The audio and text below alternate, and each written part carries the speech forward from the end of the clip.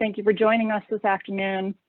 For those that just joined, this is Impacts of Oil Spills on Air Quality, a webinar being hosted by the Gulf of Mexico Oil Spill Science Outreach Team. I'm Missy Partika with Mississippi-Alabama Sea Grant Consortium. This is the first of a three-part series focused on human health and oil spills. The dates for the future ones will be determined shortly, but we appreciate you and your interest in today's webinar. Just a little background for those of you that aren't familiar with our programs and our affiliation with the Deepwater Horizon oil spill. We are funded through the Gulf of Mexico Research Initiative. The Gulf of Mexico Research Initiative was funded through non-penalty funds by British Petroleum following Deepwater Horizon oil spill shortly after the spill began back in May of 2010, with a 10-year initiative of funding science and research related to oil spill and the impacts down in the Gulf of Mexico. While the research was initially focused on rapid response and tracking and movement of oil, eventually we did move into longer term focusing on modeling and tracking and prevention of oil spills, as well as building partnerships down on the coast and around the world.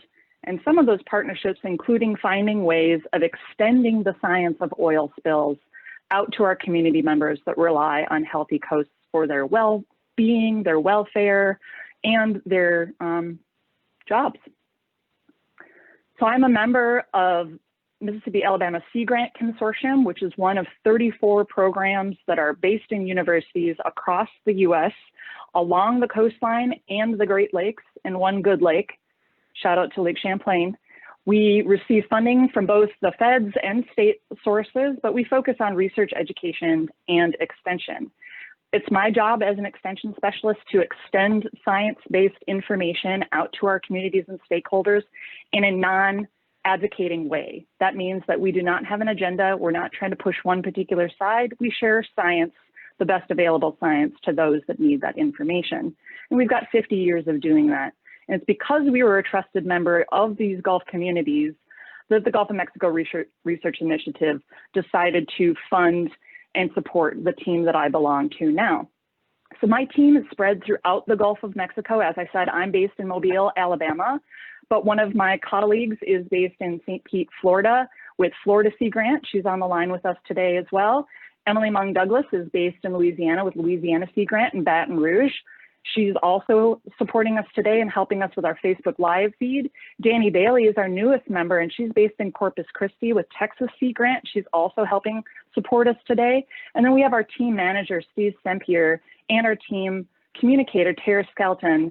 And Tara is the one who's been sending out these links and supporting everybody and helping us get these webinars up and running. Both of them are based in Ocean Springs, Mississippi, with Mississippi-Alabama Sea Grant Consortium. So that's my team. We target a number of different audiences down in the Gulf. Like I said, it's ones that rely on a healthy coastal ecosystem for their well-being and for their jobs. That includes elected officials, emergency responders, nonprofit organizations, members of the fishing industry, both commercial and recreational, natural resource managers, academia, public health officials, and members of the tourism industry. And as you can see, that's a diverse group of people, and they all have a lot of different types of questions, and they all have different types of needs for the science that they need in order to make good decisions. So how does our team grapple with all those different types of stakeholders? Well, we ask a lot of questions. We hold input sessions, we do information gathering sessions. Some of you might have participated in surveys that we've done in the past in order to try to understand what the questions are for our community members and the best way to get them that information. So once we understand what some of the questions are, we do a deep dive into the available scientific literature that's out there, also looking at any government reports.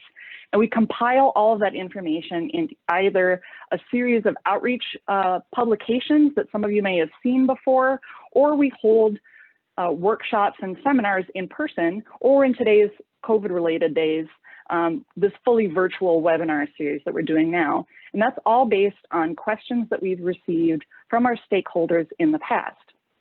And then we do it all over again, and we loop back, and we ask if we fully answered those questions. Some of you have seen when you're registering for this event, we ask if you have any questions, then we'll ask you afterwards if you had any additional questions, and we'll see whether or not there's additional webinars, seminars, or outreach publications that might be necessary to answer those questions.